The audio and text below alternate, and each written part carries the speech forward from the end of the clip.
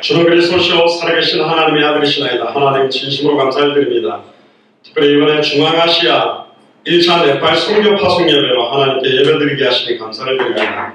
특별히 사도행전 13장 1절에서 12절 말씀을 통하여 최초의 이방인 선교사를 파송한 교회라는 제목으로 하나님의 음성을 듣고 또한 이번 한 주간 네팔 사역에 성령 인도받기를 소원하오니 말씀이 살아서 네팔 현장에 그대로 성취되는 역사를 보게 하시며 정말로 기도의 제목들이 응답되는 것을 보게 하시며 전도와 선교와 당대 세계복음화의 현장을 성취하는 하나님의 역사를 볼 수 있도록 인도하여 주옵소서.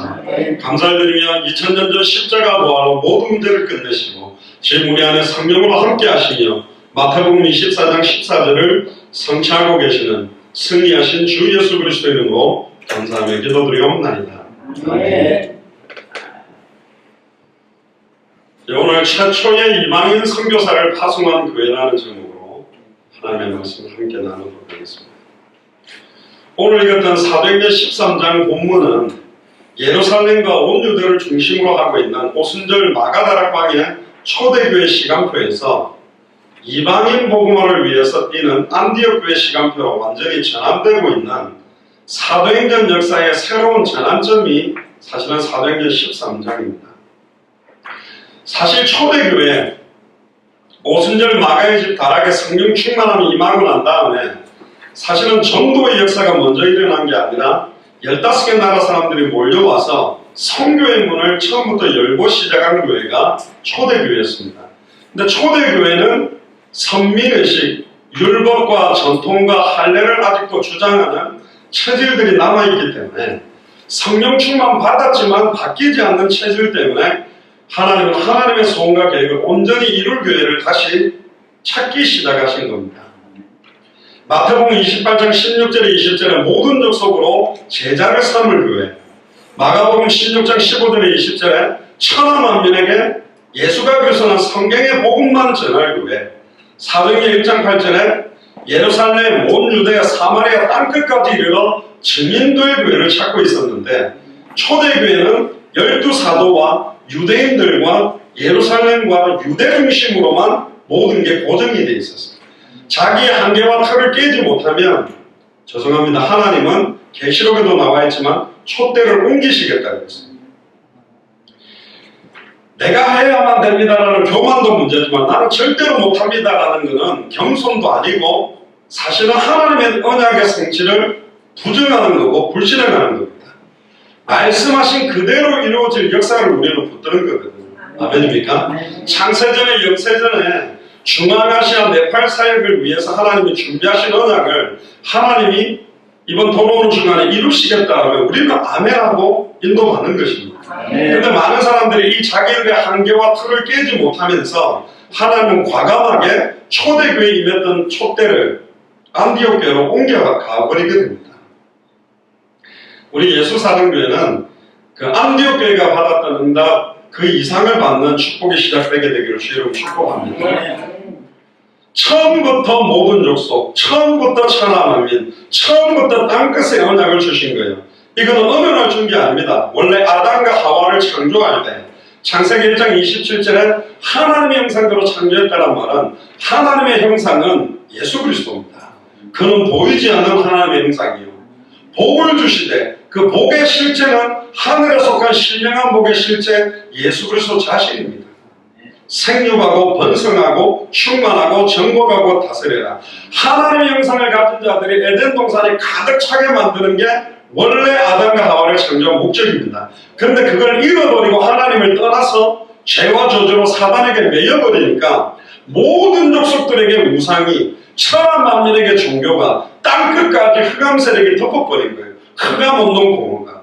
그래서 태초에 계셨던 그 말씀이 사람의 몸을 입고 오셔서 사람을 살리는 생명의 빛을 비추기를 원하는 겁니다. 그 생명의 빛의 내용이 예수가 그리스도는 복음입니다. 할렐루야. 이 복음을 이스라엘 민족에 주었는데도 불구하고 자기들은 선민의식에 사로잡혀서 우리만 구별된 민족이고 할례를 행한 민족이요, 우리는 전 세계의 제사장의 나라요, 선지자의 나라요, 왕의 나라라는 자부심만 갖고 있었지 모든 족속을 실제로 살릴 수 있는 메시아의 언약, 예수님이 바로 메시아구나, 예수님이 바로 그리스도구나, 그 언약 하나를 놓침으로 성경 66권의 모든 언약을 다 잃어버린 겁니다. 이제는 그 언약을 예수를 그리스도로 믿는 자들을 통해 성취시키길 원하는 거예요. 그래서 요엘서 2장 28절에 말세 때는 내가 남종이나 여종이나 어린아이나 늙은이나 모든 육체에다가 성령을 물붓듯이 부어서 꿈을 꾸며 환상을 보며 예언하게 하리라. 어떤 꿈입니까? 모든 족속에게 이 복음이 증거되어지는 꿈. 어떤 환상입니까? 어린아이부터 노년까지 다 같이 일어나서 선교사로 뛰는 환상. 어떤 예언입니까? 반드시 성취될 예수가 그리스도라는 복음과 다시 오실 그리스도에 대한 마라나타의 언약. 이걸 예언하기를 원하는 거죠. 이 복음을 전하면 하나님이 역사하게 되어 있습니다.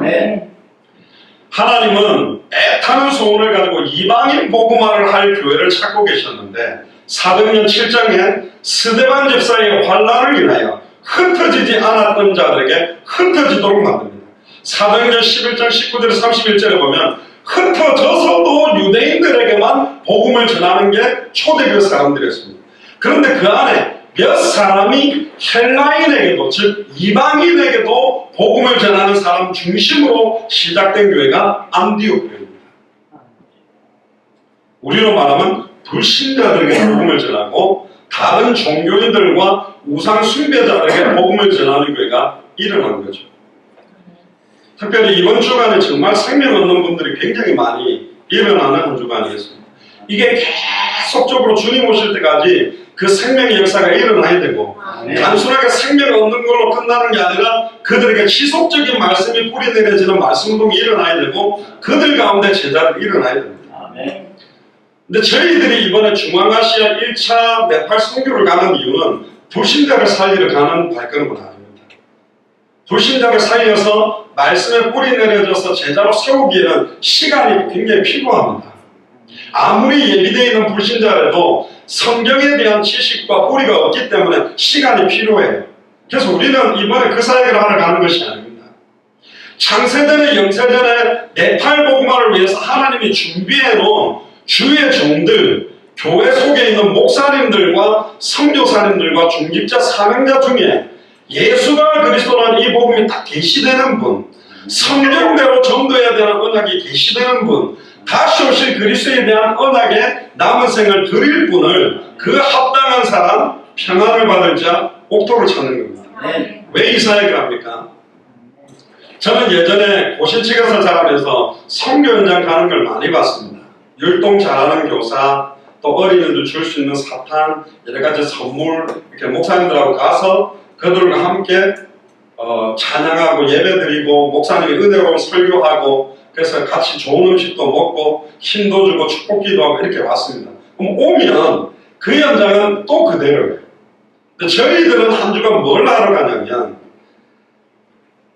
진짜로 하나님이 예비한 30배, 60배, 100배의 결실을 맺은 이 복음의 인생의 해답, 성경의 전도의 인생의 응답, 성경의 끝에 인생의 결론을 내릴 수 있는 주의 종이 있다면 그들에게 66권을 창세기로부터 계시록까지 어디를 열어도 예수가 그저 복음만 말해야 될 이유들, 성경의 핵심을 전달하려고 하는 거고 우리의 방법대로 해왔던 전도 말고 성경대로 예수님이 가르쳐 주신 전도, 사도행전에 있었던 대로 전도를 해야 된다. 다른 교단, 다른 교회, 다른 선교단체도 전도를 많이 하고 있습니다. 영화를 틀어줘서 영접하게도 만들고 많은 걸 하고 있고 교회로 많이 끕니다. 그런데 그렇게 해가지고 약간 한계가 와요.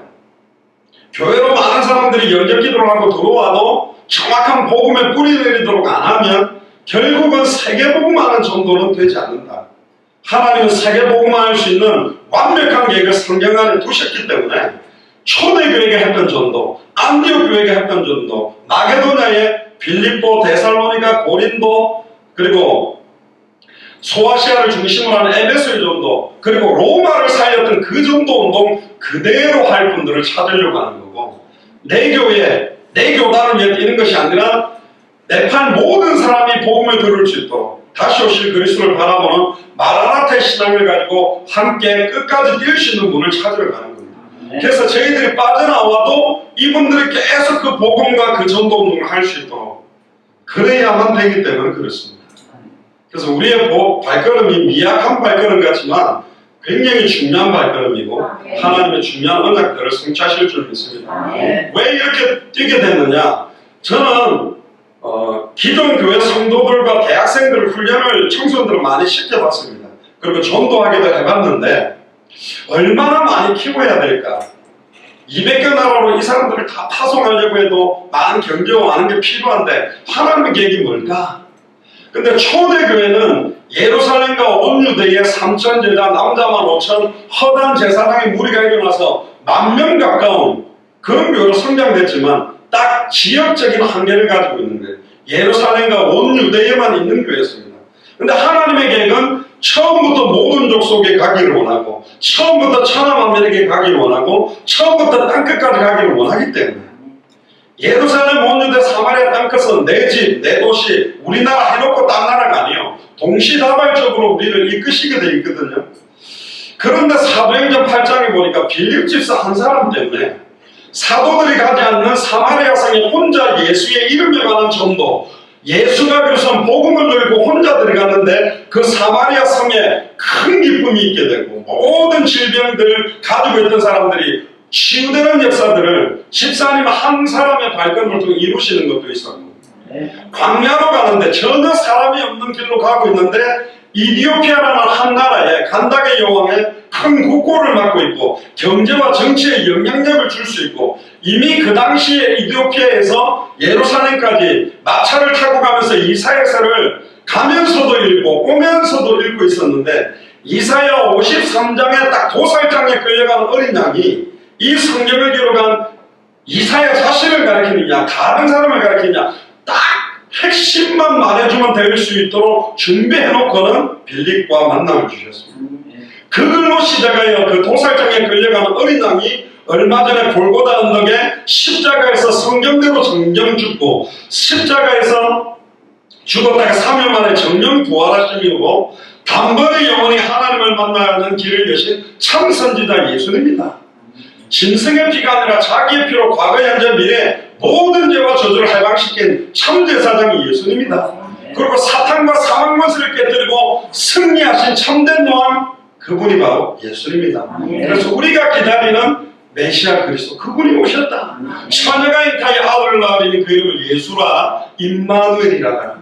예수님을 나의 그리스도로 영접하는 순간에 이디오피아 내시 당신에게 이 성령이 임하게 되고 당신 나라를 살릴 수밖에 없다. 그때에 물이 있는데 내가 어찌 세례를 받지 아니하겠냐 하고 빌립 집사를 통해 세례를 받았어요. 요즘은 집사님들이 세례를 하면 안 됩니다. 그건 불법이 되는데 이 당시의 집사님은 지금 집사님들하고 달라요. 거의 사도 이상이에요. 70인 제자 중에서도 7명을 뽑은 겁니다. 거의 지금으로 말하면 장로님급 이상의 사람들을 집사님이라고 말했거든요. 이 당시에. 하나님이 완벽하게 준비한 사람들이 있거나 빌립보에는 루디아가 있고 데살로니가에는 야손이 있고 마게도냐 교회는 초대교회 사람들이 이사가서 세운 교회가 아닙니다. 그 도시와 나라마다 그 나라를 살린 사람이 있다라는 것을 확인하게 됐어요. 제가 한 50개국을 다니면서. 그러면 이번에 있는 거죠. 네팔에 가면 있는 거예요. 물론 고명희 선교사님이 이미 이 복음이 부딪혀 계시지만 현지인 가운데 이 복음을 딱 전했을 때 이 복음에 나의 남은 생을 걸 사람 전도를 안 하고 싶은 목사님들은 없습니다. 하고는 싶어요. 근데 전도가 안 되는 목사님들도 많고 하고는 싶은데 하나님이 쓰지 않는 목사님들도 많아요. 저희들이 찾는 건 뭐냐? 전도하고 싶은 사람이 아니고 하나님이 사용하시는 주예죠. 하나님이 쓰시는 사람에게 이 성경의 복음 전도 끝이 전달되면 우리가 빠져나와도 계속 주님 오실 때까지 지속될 거기 때문에 그래서 우리는 이 발걸음을 옮기는 것이죠. 하나님이 안디옥 교회를 사용하실 수밖에 없는 이유가 뭡니까? 예루살렘 교회는 이방인에 대한 관심보다는 내부적 한계가 너무 많아요. 헬라파 유대인, 히브리파 유대인, 공개 일상은 그걸로 싸우고 지금 그거 싸울 때가 아니죠. 눈을 열어서 예루살렘과 온 유대 사마리아도 보고 땅끝을 봐야 되는데 계속 내부적인 갈등, 여전히 선민의식, 아니 120문도 전체가 성령충만 받았는데도 불구하고 선민의식, 할례를 행해야 된다, 그래도 율법시켜야 된다, 유대적 성향이 교회 안에 가득한 거예요. 그러니까 선교는커녕 교회를 유지할 수 있는 힘도 지금 없는 상태가 초대교회가 됐습니다. 그때 하나님은 사도행전 13장에 수리아 안디옥에 있는 안디옥 교회로 촛대를 하나님은 과감하게 옮겼습니다. 아니 옮길 수 있습니까? 옮긴다고 돼 있어요. 계시록에도 소아시아 7교회도 보면 책망하기도 하고 책망만 받는 교회도 있고 책망과 칭찬을 같이 받는 교회도 있고 칭찬만 받은 교회도 있습니다. 또 쓰임도 달랐다니까. 모든 교회가 다 각각의 쓰임이 아닙니다. 하나님은 다르게 우리 교회를 쓰시려고 지금 이 언약을 우리에게 주신 겁니다. 예루살렘 교회는 AD 70년에 로마 군대에 의해서 함락될 때까지 힘을 쓰지도 못하고 다 지하로 숨어들었고, 이때부터 본격적으로 이방 선교를 더 활성화했던 교회가 안디옥 교회고, 아예 흉년이 들어서 너무너무 힘든 상황에 예루살렘 교회, 초대 교회가 사실은 10,000명 가까운 교회인데도 그 경제가 어려울 때 안디옥 교회가요, 사실은 헌금을 해서 예루살렘 교회를 도왔다니까. 두 가지 설이 있습니다. 천하가 흉년 들었는데도 경제 축복을 많이 받았기 때문에 줬다는 설이 있고, 천하가 흉년 들었다는 말은 안디옥은 더 흉년이 들었을 거고, 초대교회 성도들은 10,000명에 육박한다면 안디옥 교회는 몇백 명도 안 됐을 것 같아요. 그럼에도 부조를 보냈다는 것은 없는 중에도 자기에 있는 모든 걸 중심으로 내려놓고 섬겼다. 저는 후자가 더 맞다고 봅니다. 뭐 어떻게 엄청나게 왔겠어요? 아닙니다. 그렇게 오지 않았을까요? 없는데도 자기의 많은 것들을 모아서 선교했기 때문에 하나님은 이 안디옥 교회에 축복할 수밖에 없고, 더 큰 응답이 뭐냐?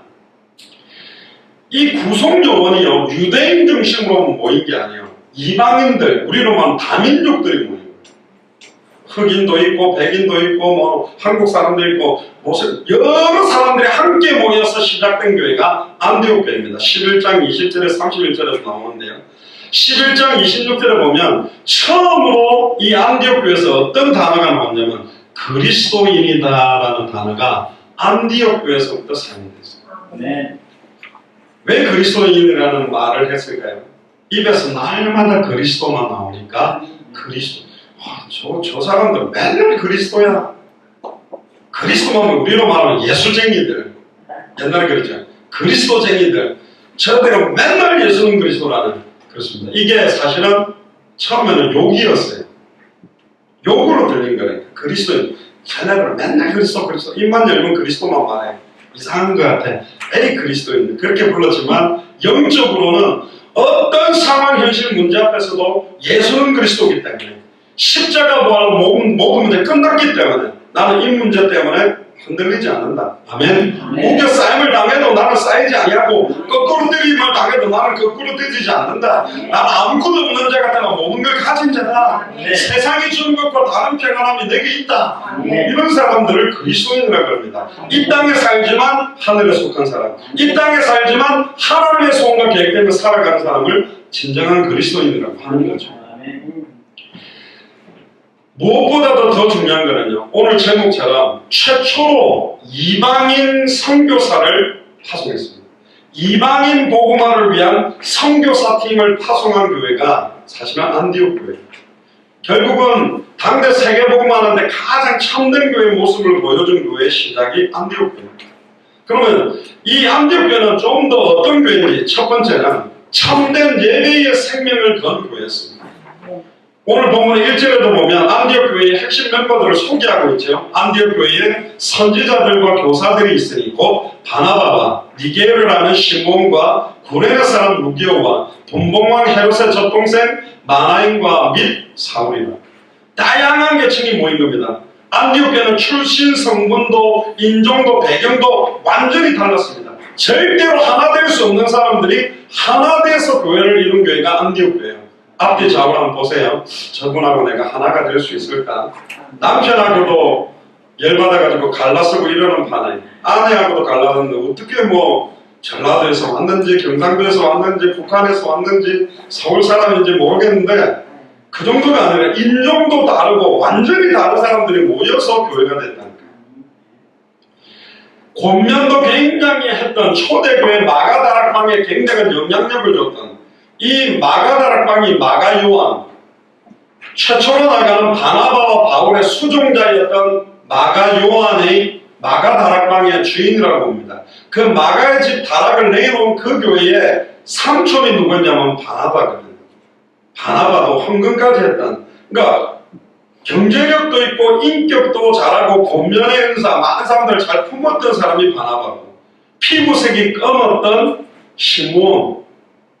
근데 아마 시므온이 아프리카 사람이야. 뒤에 루기오가 아프리카 사람인데 아마 시므온은 좀 인도계통도 얼굴이 좀 강한데 인도계통의 사람이었다고 보기도 하고요. 왕족이었던 헤롯의 젖동생 많아요. 헤롯의 젖동생이라는 말은 헤롯의 직계 바로 여동생일 수도 있고 다른 첩의 동생일 수도 있고 어쨌든 왕족도 있고 학문과 신앙이 뛰어났던 베냐민 지파요 바리새인 중에 바리새인이요 교회를 핍박했던 바울도 이 교회 구성 요원의 핵심 멤버로 움직입니다. 그러니까 하나 될 수 없는 사람들이 묶어지고요. 링컨 대통령이 노예 해방을 한 지가 얼마 됐습니까? 얼마 안 됐어요. 흑인 대통령을 세운 교회, 세운 나라, 미국. 우리나라는 그거보다 더 나가서 여자 대통령까지 세운 나라입니다. 더 대단하죠. 인종차별이 요즘도 있다 그러잖아요. 근데 2000년 전에 인종을 넘어서서 하나 된 거예요. 이 사람들 생각이 유대인들하고 다르다니까. 선민의식을 박살내버린 거예요. 할례의식도 박살낸 거예요. 오직 예수가 그리스도는 복음이면 하나 될 수 있고 오직 예수를 그리스도로 전하는 성경의 전도면 하나가 될 수 있고 다시 오실 그리스도를 바라보는 마라나타의 신앙을 가졌다면 하나가 될 수 있습니다. 보통 교회가 아닙니다. 얕잡아 보면 안 돼요. 대단한 교회입니다. 숫자가 얼마 되지도 않고 크지도 않는데 대형 교회, 10,000명 가까운 초대교회가 하지 못하는 틀을 다 깨고 나온 교회가 안디옥교회입니다. 과감하게 초대교회가 성취시키지 못하는 촛대를 딱 잡고 뛰었던 교회가 안디옥교회다. 할렐루야. 초대교회는 12사도가 있었습니다. 그 대단한 예수님과 3년 6개월 공생애를 함께 다녔던 베드로를 위시하는 베드로, 야고보, 요한 그 12제자들이 쫙 깔린 교회가 초대교회였습니다. 그러나 하나님은 과감하게 촛대를 바나바와 사도 바울이 있는 안디옥교회에 옮겨서 일을 하겠다는 거예요. 하나님이 진짜 기뻐하는 교회였습니다. 그런데 이 안디옥 교회가 참된 교회가 되게 만든 핵심이 뭐라고요? 예배입니다. 2절을 보시면 주를 섬겨 금식할 때에 왜 금식을 합니까? 내가 불러 시키는 일을 위해 바나바와 사울을 따로 세우라는데 주를 섬겨라는 말은 원어로 보니까 세번역 성경에는 주를 예배하며 금식하고 있을 때에 이렇게 돼 있고 NIV 성경에 보면 월시핑이라고 돼서 예배드리는 중에 주를 섬긴단 말은 예배라는 겁니다. 안디옥 교회는 예배를 어마어마하게 중요하게 생각했습니다. 요한복음 4장 24절에 아버지께 참으로 예배하는 자들은 신령과 진정으로 예배할지니 이 신령과 진정이라는 단어를 보면 다른 또 원어로 보면 성령과 진리로 성령 충만함과 예수가 그리스도라는 복음의 진리로 예배할 때가 무난히 곧 이때다. 아버지께서는 이렇게 자기에게 예배하는 자를 찾는다. 이 신령과 진정으로 드리는 예배에 생명을 걸고 모인 교회가 안디옥 교회입니다. 로마서 12장 1절을 보면 그러므로 형제들아 내가 하나님의 모든 자비하심으로 너희를 권하나니 너희 몸을 하나님이 기뻐하시는 거룩한 산제사로 드리어라. 몸을 드린다는 말은 몸뚱아리만 오는 게 아닙니다. 이사야 1장에 누가 내 성전 앞마당만 밟고 왔다 갔다 하는 예배하냐, 경건의 모양만 갖추는가 하지 마라. 몸을 드린다는 말은 나의 관심사, 중심, 마음 모든 것들을 완전 제사로 드리는 거예요. 이것은 너희의 드릴 무슨 예배다? 영적 예배입니다. 할렐루야. 영적인 예배를 드린 교회가 안디옥 교회예요. 하나님을 만나는 예배를 드린 교회요. 죄와 저주가 해방되는 예배를 드리는 교회요. 사탄과 사망 권세가 깨뜨려지고 승리하는 예배를 드린 교회가 안디옥 교회입니다. 그러니까 하나님이 사용하실 수밖에 없는 온전한 거룩한 산제사를 드렸던 교회가 안디옥 교회입니다. 근데 보니까 또 심지어 그런 예배를 하면서 금식까지 했습니다. 완전 예배에 목숨을 걸고 금식하고 있는데 어떤 일이 일어났습니까? 하나님의 음성을 듣게 됐어요. 13장 2절에 성령이 이르시되 내가 불러시키는 일을 위하여 바나바와 사울을 따로 세워라. 이거는 차별이 아닙니다. 12제자 중에서도 중요할 때는 예수님이 베드로, 야고보, 요한을 따로 불렀고 더 중요할 때는 베드로만 불렀고 베드로가 이방인 사역에 대한 꿈을 꾸다가 보자기에 쌓인 부정한 음식 안 먹겠다고 그랬어요. 그 말은 이방 선교를 안 하겠다는 뜻이에요. 나는 저 부정한 음식 안 먹겠다. 거부해버렸어요. 그래서 하나는 과감하게 이방인의 사도로 사도 바울에게 은하계 초대를 옮긴 거예요. 물론 뒤에 베드로가 이방인 사역을 했습니다. 그러나 하나님은 사도 바울을 통해서 본격적인 로마를 복음하는 응답을 주신 거거든요. 내가 불러시키는 일이 뭐냐? 예루살렘, 온 유대, 사마리아 땅끝까지 이르러 증인될 일, 모든 족속으로 제자 삼을 일, 천하 만민에게 복음을 전한 일을 위하여 바나바와 바울을 따로 세워라. 근데 바나바는 지금으로 말하면 담임 목사고 바울은 사실은 부목사 같은 사람이거든요. 바나바가 와보니까 안디옥에는 이방인들이 많고 언어적인 부분도 필요해서 사도 바울을 불러온 겁니다. 결국은 하나님의 절대적인 소원과 절대적인 계획인 이방 선교를 위해서 일꾼을 따로 세워야 됩니다. 이건 차별이 아니고 구별해서 가는 것입니다. 이렇게 따지면 저는 바나바고 선중 형제가 바울이 될 줄로 믿습니다. 담임 목사, 부목사를 갖다가 파송하는데 더 웃긴 건 뭐냐? 여러분들 담임 목사, 부목사를 2년 넘도록 외국 사회 가도록 내보내고도 전혀 흔들림 없이 돌아가는 교회가 안디옥 교회. 우리 교회가 그럴 수 있을까요? 제가 2년 동안 안 하도 잘 돌아갑니까? 실시간 예배하면 되죠. 근데 이 당시에는 실시간 인터넷도 없었다니까 얼굴도 못 보고 자기들끼리 딱 모여서 즉 목사 바라본 것도 아니고 완전히 하나님 바라보고 말씀 붙들고 중직자들 중심으로 돌아갈 수 있는 교회가 안디옥 교회예요. 지금 교회가 아닙니다. 어마어마하게 희한한 교회예요. 담임 목사, 부목사를 아예 파송해버렸다니까. 2년 넘게 사회가 오세요라고 보내버린 거예요. 지금처럼 비행기 타고 딱 갔다가 다음 주일 되기 전에 타고 오고 이런 게 아니었다니까. 지금 우리 수준을 뛰어넘는, 아마 일반 교회에서 담임 목사, 부목사가 선교 간다고 2년 동안 가면 아마 돌아와 있으면 다른 목사가 담임이 돼 있을 거예요. 그죠? 어느 장로님들이 그렇게 하라고 내가 모르겠습니까? 그럴 수도 없다. 그러니까 벌써 가치관, 생각, 기준 이런 것들이 완전히 달라요. 그것도 2000년 전에 그런 교회가 있었다니까. 이게 지금 현대로 오면서 교회가 변질된 거예요. 완전히 그 초심들을 다 잃어버렸다. 심지어 이들은요, 생명을 걸고 예배를 드렸기 때문에 하나님은 예배 때마다 크고 은밀한 하나님의 절대적인 계획과 소원을 깨닫는 은혜를 임하게 만들었습니다. 할렐루야. 참된 예배가 살아나기 시작하면 시간표마다 하나님은 우리가 알지 못하는 크고 은밀한 일들을 계속 이루어가게 되는 겁니다. 그게 하나님의 계획입니다.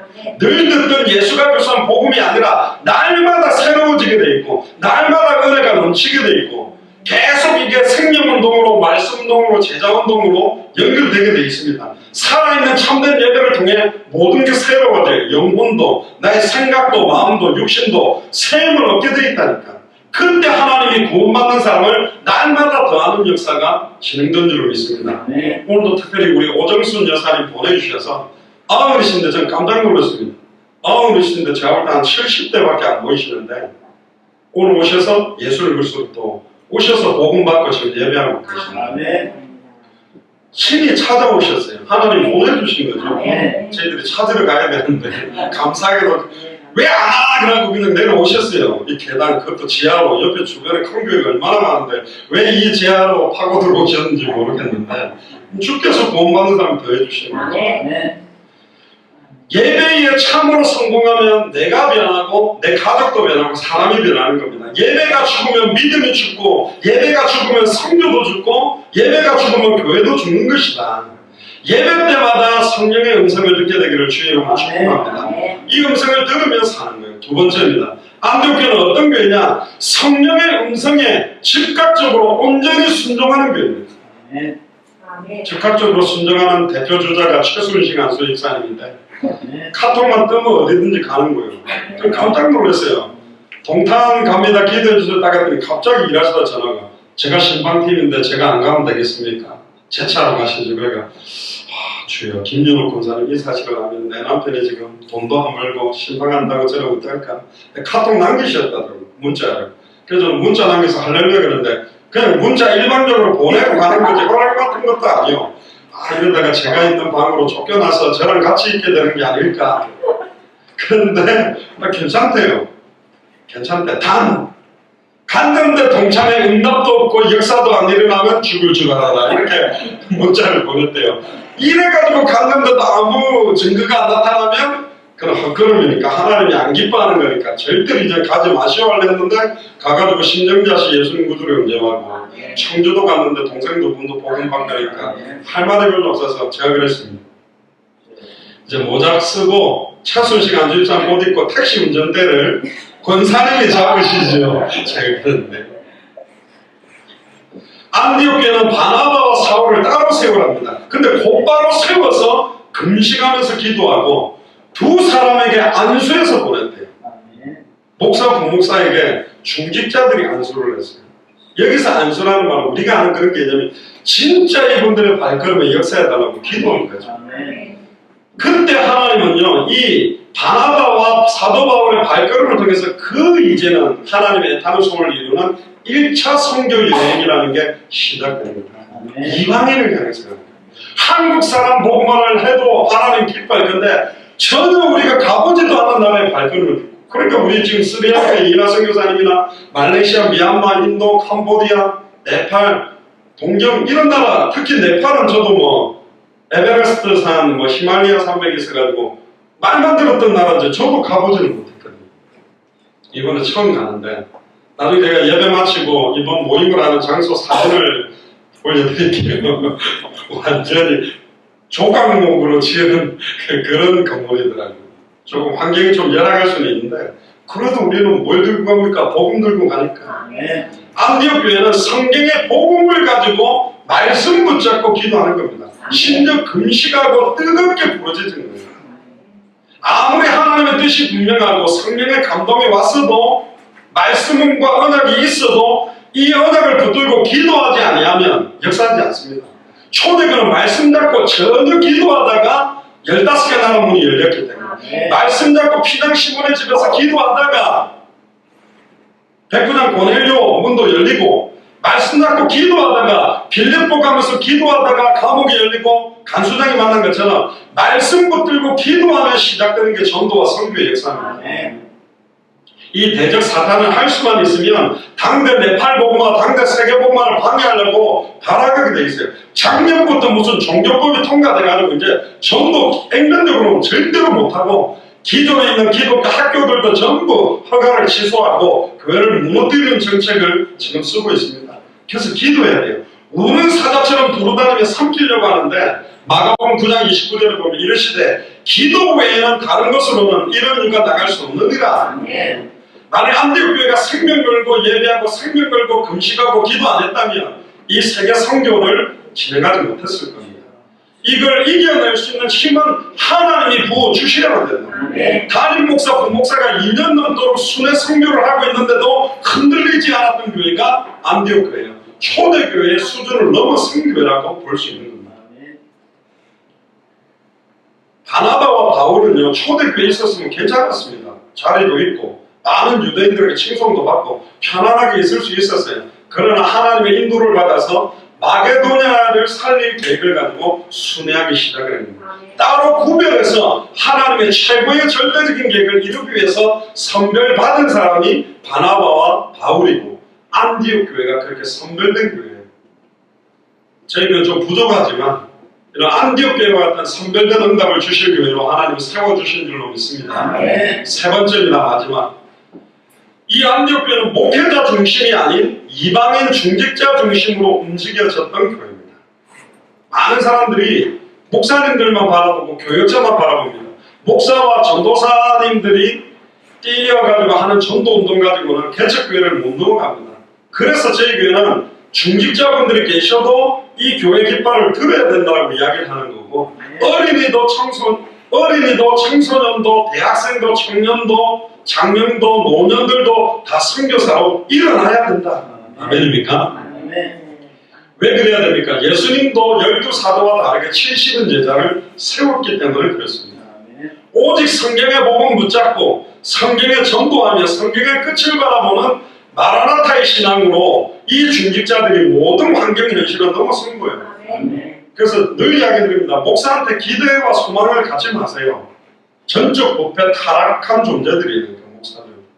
여러분들도 마찬가지예요. 우리는 원래 아닙니다. 지금도 아닙니다. 조금 괜찮은 척 하고 있어도 아니라니까. 앞으로도 아니요. 그리스도가 모든 것입니다. 주님이 우리와 함께 계셔야 우리는 되는 존재. 저는 말했죠.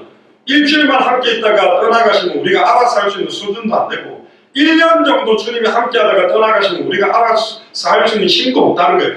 일평생 내가 너희 속에 있겠으면 영원히 함께. 평생 내가 네 안에 안 있으면 너는 안 되는 존재다 이 말이에요.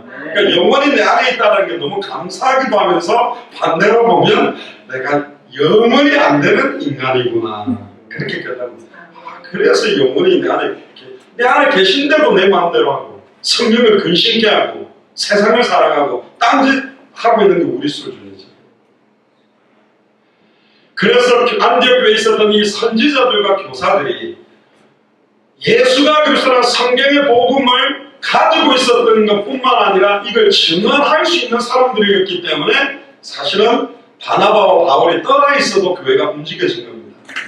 요한복음 20장 31절에 보면 오직 이것을 기록한 목적은 너희로 예수께서 하나님의 아들 그리스도신을 믿게 하려 하며 또 너희로 믿고 그 이름을 힘입어 생명을 얻도록 성경을 가지고 어디를 열어도 예수가 그리스도라고 밝히 증언할 수 있는 중직자들이 모인 교회가 안디옥 교회다. 우리 교회가 이름과 받게 되기를 주님으로 축복합니다. 그래서 사도 바울이 에베소서에서 혹은 사도로 혹은 선지자로 혹은 복음 전하는 자로 혹은 목사와 교사로 주셨으니 이는 성도를 온전케 하며 봉사일을 하게 하며 그리스도의 뭐를 세우려 함이라 몸을 세우려 함이라. 그리스도의 몸의 교회입니다. 그래서 바울은 디모데에게 네가 그리스도 예수 안에 있는 은혜 속에서 강하고 네가 많은 증인 앞에서 내게 들은 말을 충성된 사람들에게 부탁해라. 저희가 또 다른 사람을 가르칠 수 있으리라. 이 충성된 사람, 분부한 모든 것을 가르쳐 시키게 할 수 있는 사람이 이번에 우리가 네팔에서 찾아야 될, 만나야 될 합당한 자, 평안을 받을 자, 옥토와 같은 사람입니다. 디모데후서 2장 15절에 보면 네가 진리의 말씀을 옳게 분별하며 부끄러울 것이 없는 일꾼으로 인정된 자로 자신을 하나님 앞에 드리기를 힘써라. 아멘입니까? 그래서 우리 교회 일주일 동안 늘 했던 건데요. 릴레이 금식 하실 수 있는 분들은 아침이나 점심이나 저녁 한 끼씩 금식하면서 계속 좀 기도하시기 바랍니다. 그 기도가 이어져서 연결되어져서 응답된 것들을 저희들이 현장에서 확인했기 때문에 여러분들의 기도가 반드시 필요합니다. 결론입니다.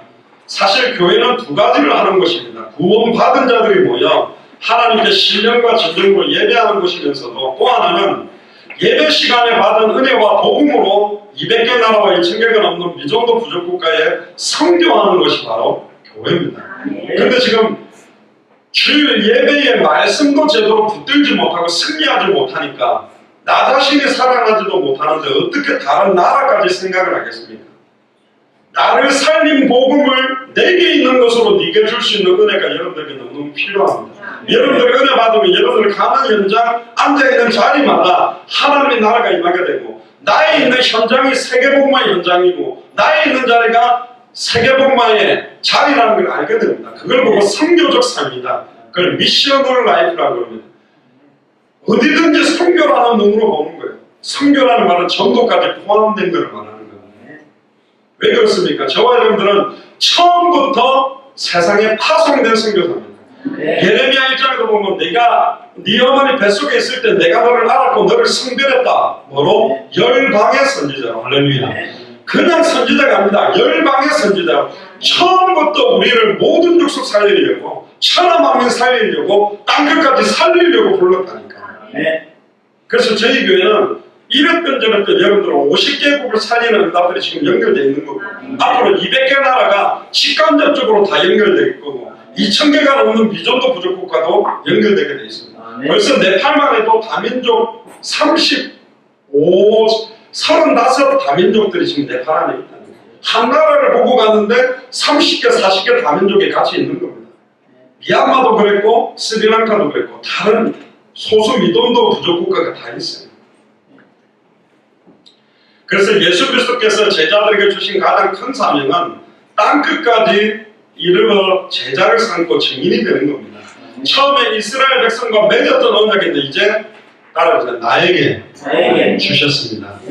출애굽기 19장 5절에서 6절에 보면 세계가 다 내게 속하였나니 너희가 내 말을 잘 듣고 내 언약을 지키면 너희는 모든 민족 중에서 내 소유가 되겠고 너희가 내게 대하여 무슨 나라가 되며 제사장의 나라가 되며 거룩한 백성이 되리라. 조그마한 이 한국이 미국 다음으로 선교사를 많이 파송한 나라입니다. 이랬던 저랬던 진짜 전 세계 나라에 대해서 선지자의 나라예요, 제사장의 나라예요, 왕의 나라로 사용할 줄 믿습니다. 그래서 하나님은 이스라엘로부터만 예배를 받기 위해 부른 게 아닙니다. 온 세계가 다 하나님의 것이고 모든 민족이 열방이 하나님께 예배를 하기를 원하고 그 예배와 찬송을 받기를 원하는 게 하나님의 소원이에요.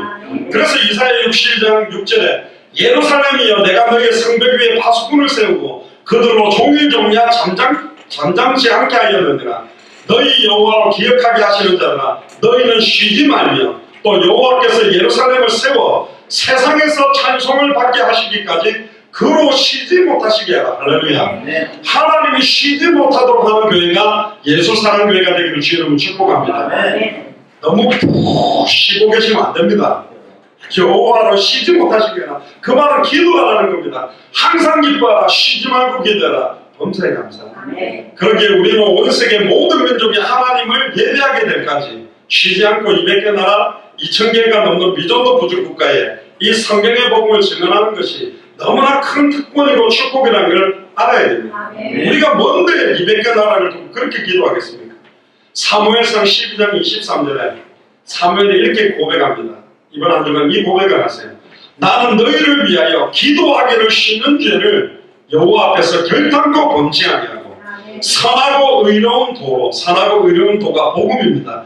너희를 가르칠 것인지 기도하기를 쉬는 죄를 여호와 앞에서 결단코 범치 않겠다.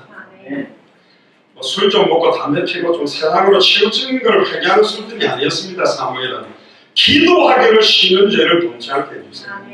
특별히 이번 한 주간 네팔을 두고 집중적으로 기도해 주시면 파송받는 저와 우리 선중형제 파송받은 선교팀도 또 파송하는 우리 예수사랑교회 마라나타 미셔널 교회도 또 스리랑카에 있는 마라나타 교회도 계속 기도해 주세요. 중앙아시아 1차 네팔 사역을 통해서 주님 오시는 그날까지 지속적인 생명운동, 말씀운동, 제자운동이 확산되는 그 응답을 이번 한 주간에 주실 줄 믿습니다. 기도하겠습니다. 주 그리스도시오 살아계신 하나님의 아들이시나이다. 하나님 중앙아시아 1차 네팔 선교 파송 예배를 하나님 앞에 드립니다.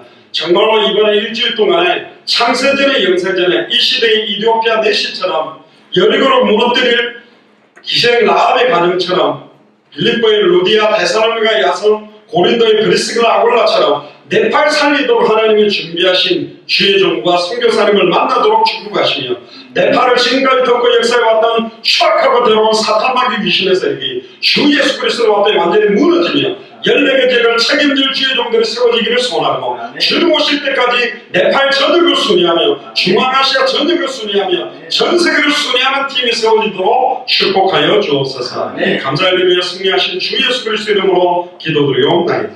아멘.